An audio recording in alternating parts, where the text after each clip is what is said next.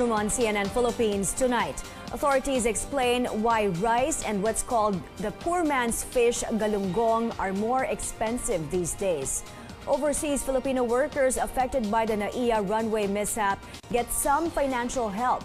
And CNN Philippines catches up with Heidelin Diaz a day after she gives the country its first gold medal in the Asian Games.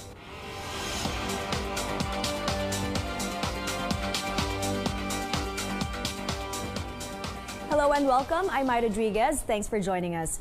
Rice prices are getting higher and higher by the day. While authorities admit there is an increase, they say the prices still fall within their expectations. In this report, Zian Arcangel tells us consumers nowadays are also paying more for galunggong or round scad, the so-called poor man's fish.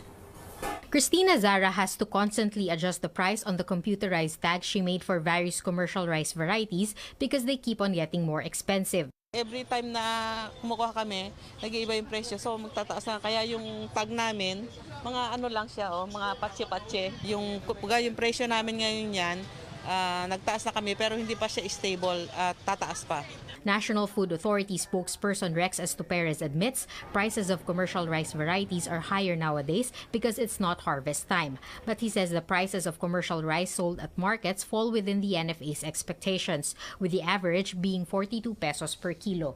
What can you expect? Kasi mataas ang presyo, lean months ngayon, mataas ang punan. Estuperez disputes reports that commercial rice prices in Zamboanga are shooting up to as high as 77 pesos. However, he admits the supply of commercial rice in the area has become tighter because so-called backdoor sources are not selling. Sa pagkakalam namin, 56, 54 commercial. Pero kung sobrang special na yun, 77, baka sinaing na yun. The NFA has been sending over 100,000 bags of cheap rice to Zamboanga and neighboring provinces weekly to augment stocks of commercial rice. There are also plans to distribute cheap rice to other regions, but the problem is over 300,000 bags of imported rice cannot be unloaded at the Subic and Albay ports because they are infested with bugs. Kasi maapektuhan siya kasi madidelay na naman yung iyong unloading. Kasi mag-fumigate ka. Estuperez says it takes 12 days for fumigated rice to be cleared for unloading. Even then, he says distribution could be hampered if it suddenly rains. Due to the increase in commercial rice prices, the non-government group Laban Consumer is urging the Agriculture Department to implement a price ceiling. Impose nila kung ano yung presyo ng gusto nila. In addition, kailangan intensify mo implementation. Meanwhile, the Bureau of Fisheries and Aquatic Resources will intensify monitoring of deliveries of imported galunggong or round scad as its price continues to go up in wet markets. The suggested retail price of galunggong is 140 pesos per kilo, but some vendors sell it for as high as 170 pesos per kilo nowadays, citing limited supply. Under the law, only large consumers such as canning plants can directly import fish. The DA has approved the importation of 17,000 metric tons of galunggong for retail sale, but the earliest the supplies will arrive in the country is in September. Address namin ngayon, we will be activating the second border inspection. First border kasi yung pagdating sa port.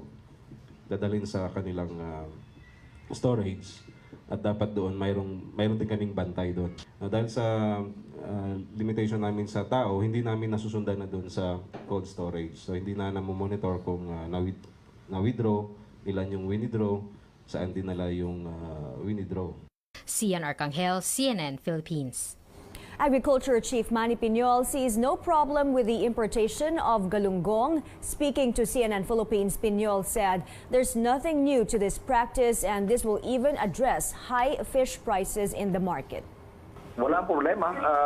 17,000 metric tons ang ipaparating natin for Metro Manila. And then in every region where there will be a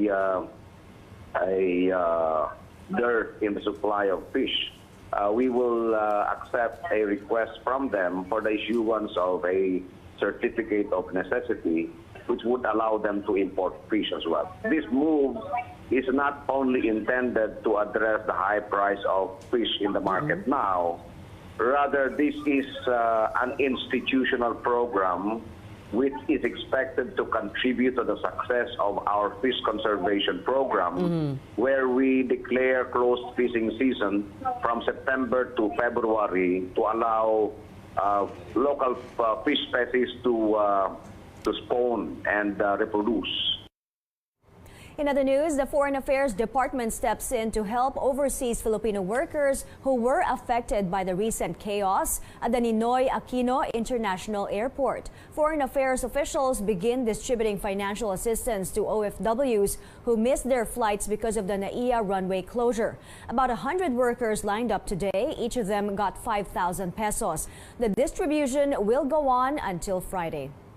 Either deduction, unpaid siya, unpaid leave, or magfa-file ako ng leave kung pwede pa pagdating ko doon para at least mabawas na lang sa leave po namin. Thankful din po kasi at least hindi rin naman expected yon at saka at least bawas na din yon sa mga nagastos namin past few days.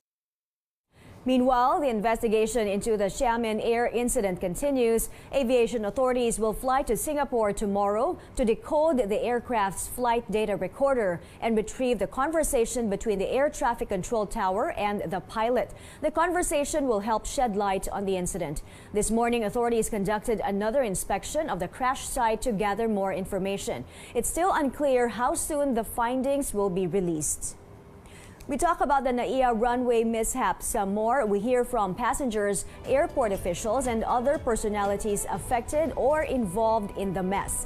Catch On the Record tomorrow night at 7, only here on CNN Philippines. Here are today's global headlines. Social media giants taking steps to prevent meddling in the U.S. midterm elections in November. Facebook announced Tuesday it has taken down over 600 pages and groups linked to Iran and Russia. The social network says the accounts were operating in a, quote, inauthentic way, unquote. According to Facebook, some of the accounts are linked to the same groups that tried to impact the 2016 U.S. election. The Iranian and Russian efforts do not appear connected to one another. Twitter also suspending nearly 300 accounts for engaging in coordinated manipulation. The site says many of the accounts are from Iran. Korea and Japan bracing for potentially two major typhoons that may hit back-to-back. The first, Typhoon Sulik, is now in the vicinity of Japan. The Japan Meteorological Agency is calling on residents to take precautions against strong winds, high waves, and heavy rainfall. The storm is forecast to continue into the East China Sea, then turn northward towards the Korean Peninsula, where it will have a greater impact on larger population centers. The second storm, Typhoon Cimarron, is expected to hit central Japan within days.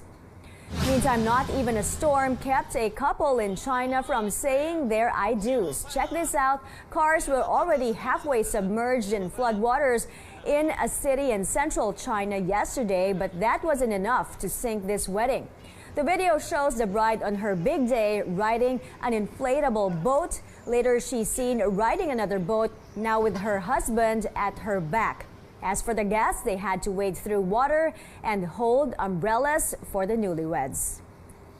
We've got the latest on two of Tinseltown's biggest film franchises. Here's CNN's David Daniel with a Hollywood Minute.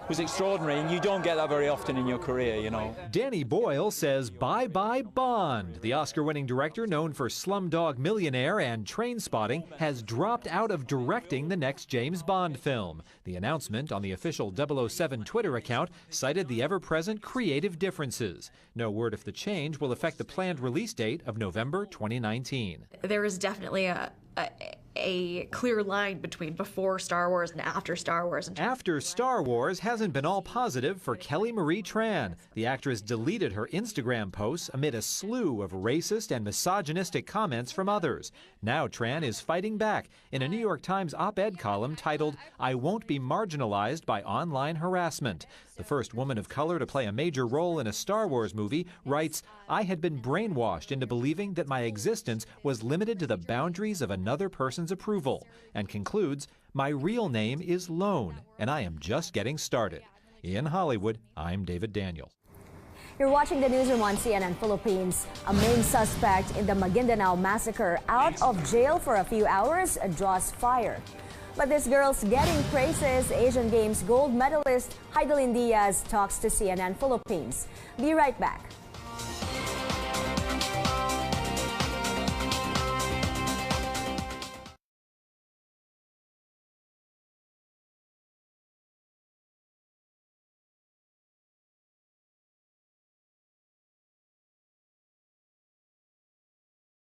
Good evening to our Facebook Live viewers. Thank you for joining us tonight.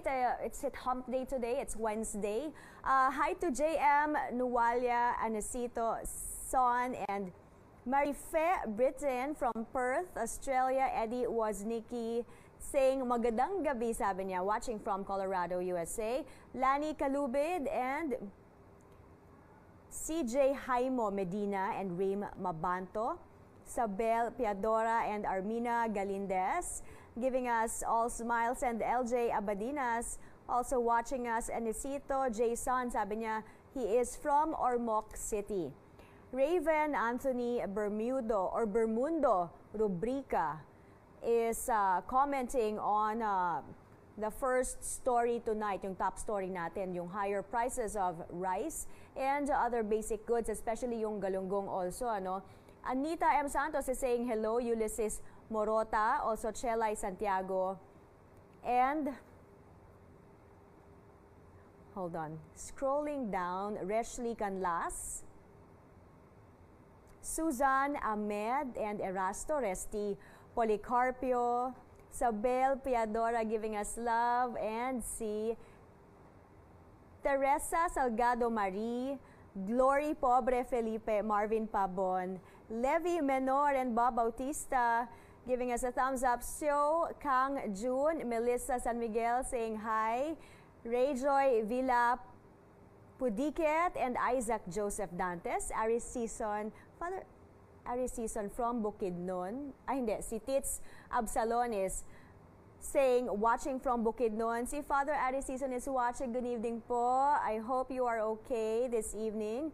Sharif Balaba Idnay watching from Saudi Arabia, and Eric De Torres also. Ann Acosta from Hong Kong. Aurelia Morales Conicela, and si Hil Fernandez Umadhay from Jeddah. Sending us love si JM Nuwala. Hello. I hope to see you tomorrow, JM. Matagal na tayo hindi nagkikita. Michael Fernandez Sura from Saudi also. Stay tuned, guys.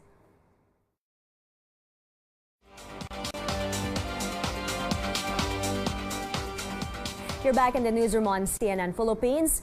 PNP Chief Oscar Albayalde tells CNN Philippines they're open to any investigation into the arrest of 3 lawyers during a raid of a Makati City bar. This after the House of Representatives filed a resolution for a probe on the incident that saw a female and 2 male lawyers taken into custody on August 16th. The police arrested the lawyers for entering the Time in Manila bar without permission and for taking pictures while police were conducting a search. The resolution said the arrest was highly irregular as the lawyers were present to perform their duties as counsel of the establishment. Officials have closed the bar after seizing over 1 million pesos worth of party drugs in a buy-bust operation. Open naman tayo in any inquiry, no, whether sa House or sa Senate yan, no. I think above board naman yung ginawa ng ating mga kapulisan diyan. They're armed with the search warrant, and sabi ko nga palagi, the policemen that conducted or arrested those lawyers probably have they probably have a compelling reason talaga kung bakit nila inaresto itong mga abogado na to. Kapag nag-operate yung ating mga police, especially so they're armed with the search warrant, there's presumption of regularity dito, no? There's presumption of regularity dito, and we have to depend also, and we have to provide assistance, kahit na yung legal assistance sa aming mga kapulisan dito. Otherwise, malo-moral yung mga yan kung pababayaan lang naman namin.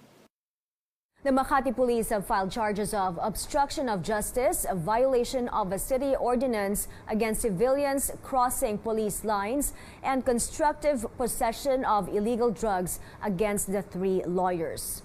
A primary suspect in the Maguindanao massacre, which left 58 people dead in 2009, was allowed to leave detention for a number of hours yesterday. Zaldi Ampatuan attended his daughter's wedding, a temporary release which families of the victims and critics describe as disappointing and disturbing. Our George Cahiles has more. It was a touching moment for any family. A bride dancing with her father in a posh hotel in Pasay City, surrounded by family, friends, and other prominent individuals in politics. and a distinguished guest list that included Senator Sonny Angara and Wen Gatchalian. But what surprised those who saw the video posted by Tawi-Tawi Congresswoman Ruby Sahali on Tuesday was the father of the bride, Zaldy Ampatuan, one of the primary suspects in the Maguindanao massacre who's supposed to be in detention. The Bureau of Jail Management and Penology confirms Judge Jocelyn Solis Reyes allowed Ampatuan to attend his daughter's wedding from 4 in the afternoon until 7 in the evening. In a handwritten letter to the court, Ampatuan stated that Islamic tradition dictates that parents must be present during the wedding of their eldest child. Ampatuan assured the court he had no plans of doing anything against the law while out of detention. Solis Reyes granted the furlough on August 17 for humanitarian reasons. But this is not the first time Zaldy Ampatuan's request for furlough was granted. In June 20 this year, he was allowed to attend his other daughter's graduation at UP Diliman. But Zaldy is not the only Ampatuan suspect in the massacre whose furlough request was granted. In March 18, 2017, Ahmad Tato Ampatuan was also allowed to attend his daughter's wedding in Taguig. These incidents are causing extreme sadness and disappointment to the victims' families. Malungkot ako dahil nakakalabas sila. Pero may precedent naman yan na yung kay Ahmad Ampatuan ganun din na nangyari. Pero irerespeto ko pa rin yung decision ng korte. Short time lang naman yan. Mangudadato's wife and sisters were among 58 killed on November 23, 2009 in Maguindanao, including dozens of journalists. The National Union of Journalists of the Philippines, or NUJP, says granting a furlough to one of the main suspects in the massacre is disturbing, and they question what the prosecution did to stop it. Justice Secretary Menardo Guevara says the prosecution panel vigorously opposed the motion for furlough, but the judge granted it. 9 years since the massacre, families of victims are still patiently waiting for justice. Of the 197 original suspects with multiple murder cases, 116 have been arrested. Of these, 107 still remain on trial. 2 have turned state witnesses. 5, including Andal Ampatuan Sr., died while in detention, and 5 whose cases were already dismissed. We are shouting for the justice to be with our side, na hanggang ngayon hindi pa namin nakita. Marami na rin nakalabas na mga suspects na hindi natin, kasama na dun si Sajid Ampatuan at yung mga pulis na desisyon na pwede nang palabasin. Ganun pa man, we are still praying to God, Allah, na someday somehow the court will decide on our side. And while justice has yet to be served, the victims' families are hoping that the suspects in the death of their loved ones will no longer be given any more special privileges. George Cahiles, CNN Philippines.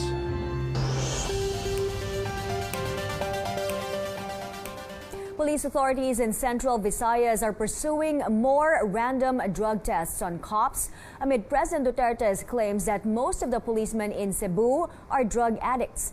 The Regional Police Director, Chief Superintendent Debold Sinas, said they will not question the statement of the President because he may have more data and resources which are not available to the regional office. Sinas said they are instead taking the President's statement as a challenge. He vowed to get rid of cops involved in illegal drugs as part of their internal cleansing.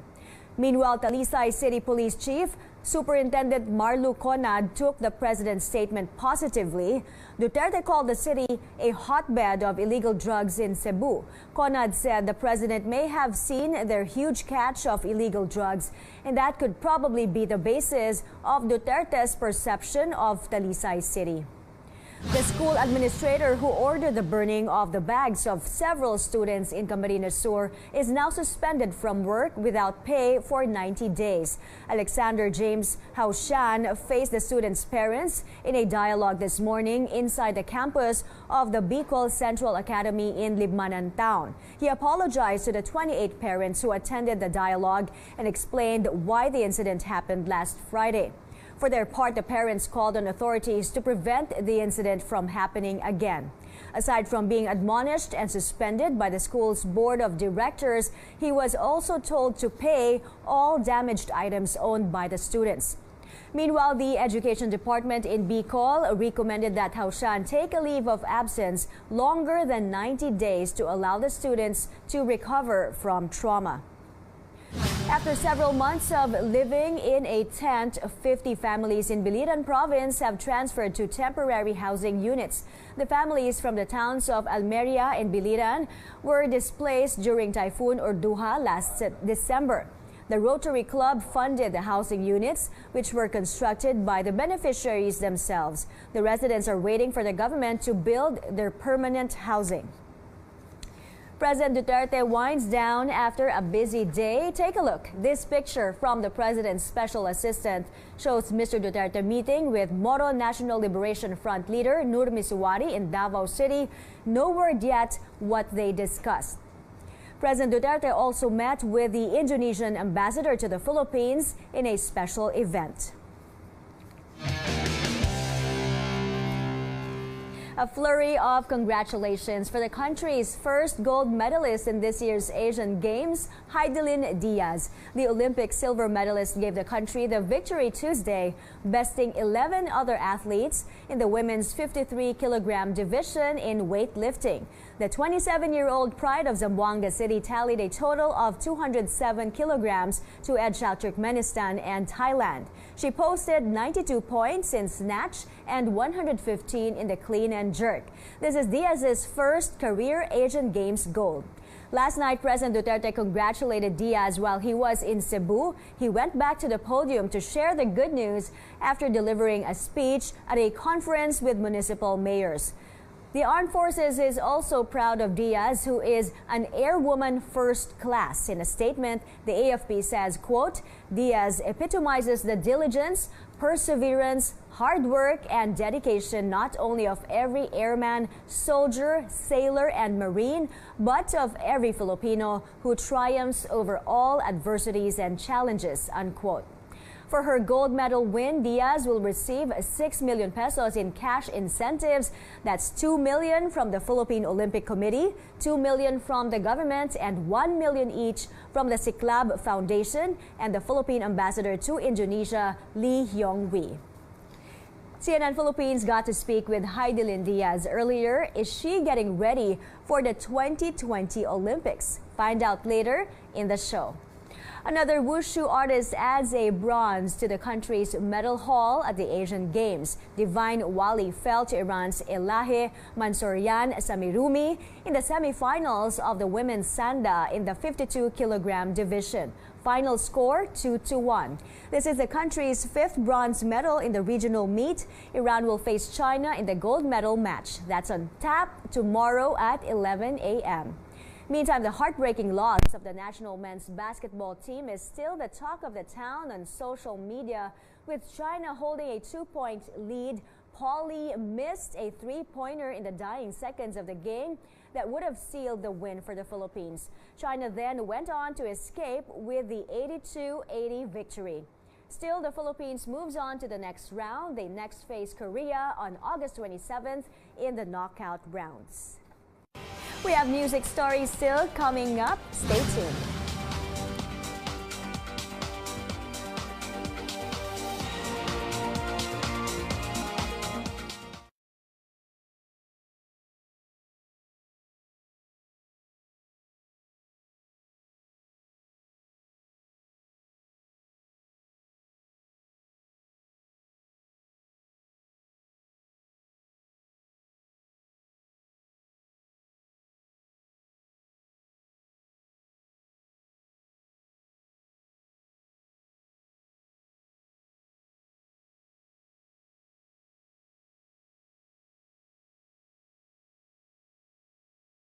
Good evening to our viewers on Facebook Live.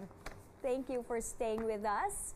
Like we said in the teaser, coming up is the series of concerts lined up in the last 2 weeks of August, and also some of the shows you may want to know in December. may mga team up po ng mga the big names in the music industry here, yung mga OPM icons also, may mga concerts sila in towards the end of August, ano?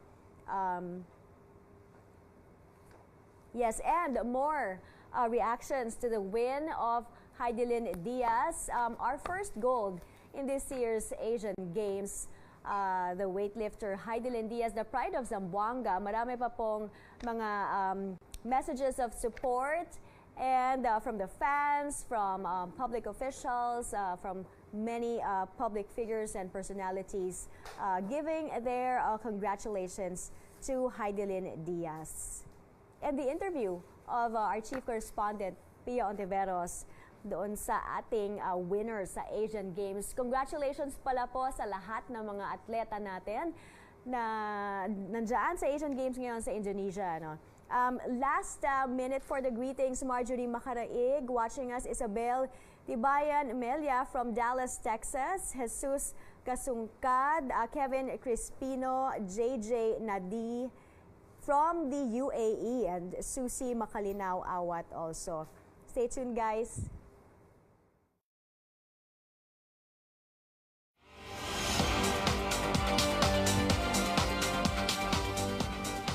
Thanks for staying with us here in the newsroom. A busy concert scene is up ahead for Filipino music fans. That's because many international and local artists are bringing the party to Manila this month. There's American musician Chance the Rapper, who's performing in Manila for the first time ever tonight. The hip-hop sensation is holding a one-night-only show at the Mall of Asia Arena in Pasay City. Chance the Rapper is behind the hits No Problem, Same Drugs, and Cocoa Butter Kisses. Tomorrow, Paramore returns to rock the Manila concert stage. They will perform at the Mall of Asia Arena as part of Tour 4.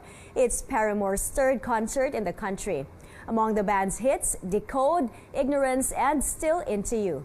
Singer-songwriter Ogie Alcacid is celebrating his 30th year in the industry with a concert this month. The OPM icon is holding a one-night-only show this Friday at the Araneta Coliseum.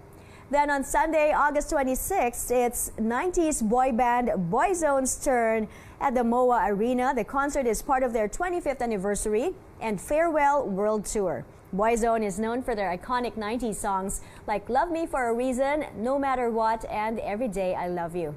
Capping the series of concerts this month, three of the best R&B and soul singers in the industry will come together on the 30th at the Resorts World Manila. Queen of Soul Jaya, R&B King JR, and Prince of Soul Jason D will sing timeless pop and soul songs in a collaboration dubbed Soulja. We'll be seeing another gold from Heidelin Diaz in the 2020 Olympics. Diaz tells CNN Philippines she will do her best. Here's a portion of that interview with our chief correspondent, Pia Ontiveros. Marami pa akong dapat pagdaanan na qualifying before ko sabihin na gold medal na ako sa Olympics. Kasi po taktakan ang labanan sa Olympics. Hindi ko masasabi, pero gagawin ko yung lahat. Pag sinabi mong gagawin mo lahat? Ang importante na ipakita ko kasi gagawin kong lahat sa preparasyon na lalakas ako pagdating sa Tokyo 2020. Balita ko, nagsakripisyo ka talaga for this win. What did you do? Yes po. Nag-LOA ako sa school.